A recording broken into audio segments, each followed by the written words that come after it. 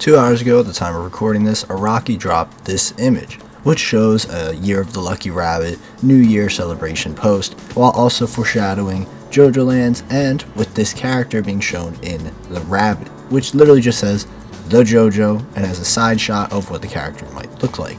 Now, a lot of people obviously are speculating that this is the main character of JoJo Lands, and hopefully you're just interested in hearing my thoughts on it, because I think there's a lot to go off of with just this one image, especially with the rabbit imagery, in my opinion. I think this was done on purpose to actually foreshadow the main character's stand ability, but we'll get into that later on in the video, so hopefully you find that pretty interesting.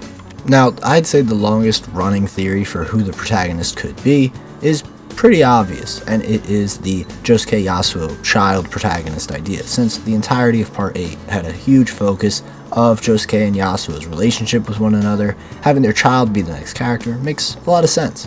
However, it is kind of strange because we know that the main character is a descendant of Joseph, which we met at the end of Part 8. If Joseph is actually the ancestor of our main character this time, what connections to Josuke and Yasuo will be present within the main narrative? Or any. And I know a lot of people would be pretty pissed if there wasn't any, but I personally think there might be a connection.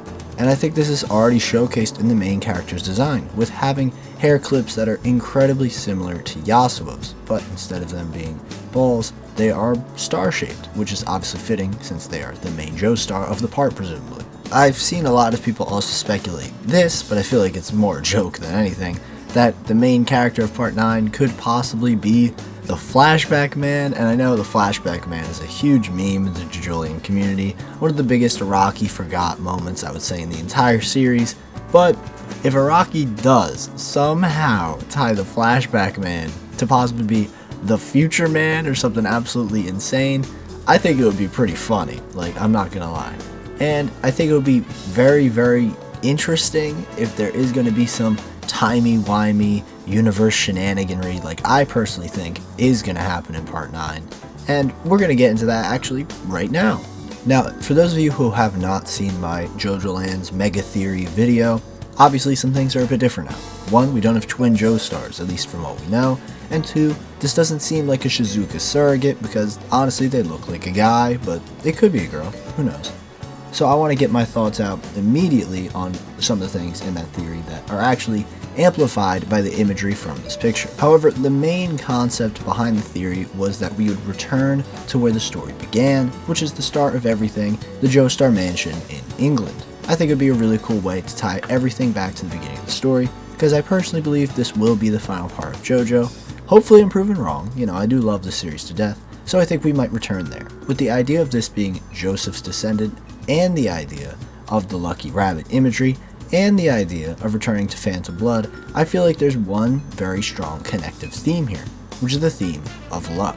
Lots of people really dislike the ending of Part 2 because Joseph just happened to get lucky rather than planning out all the stuff like he usually does, which is something I personally love with Joseph's entire character, how he's so tricky and manipulative. It's really, really compelling. Having a planner more so than a very muscle-headed type of character, which many JoJos are, would be really cool. And JoJolion was a really good way to step this planner idea forward, especially with a main antagonist like Toru, where you really have to figure out how to even defeat him in the first place. We've definitely seen stands with luck-based abilities before, like Heiya from JoJo Part 7 and Cheap Trick from JoJo Part 4.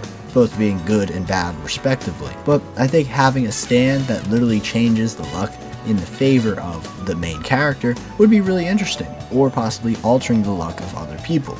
Now, I know I mentioned Toru, and this is kind of similar to Toru's stand in my opinion, but I think it could be done in a very different way depending on the situation. Josuke's stand in Part 8 had a very similar premise where he's able to change the tide of battle any way, anytime, by stealing an aspect of either the environment or his enemy's ability, which I personally absolutely loved, until they basically stopped doing that halfway through.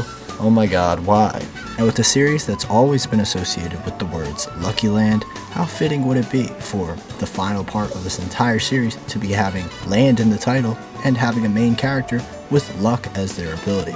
Now I want to give a huge shout out to the artist Efaradam, I'm not exactly sure how it's pronounced, but either way, huge shout out to them, because this art of the main protagonist of Part 9 is absolutely incredible and really gets the luck point across with a peace sign.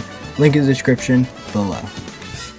But with all that out of the way, I personally think that Part 9 is going to be an epic, world-spanning adventure, similar to all the odd-numbered parts before it, leading all the way back to Part 1. So I'm just hoping that the luck-based stand ability, if it is truly the main ability of the main JoJo, doesn't just go away.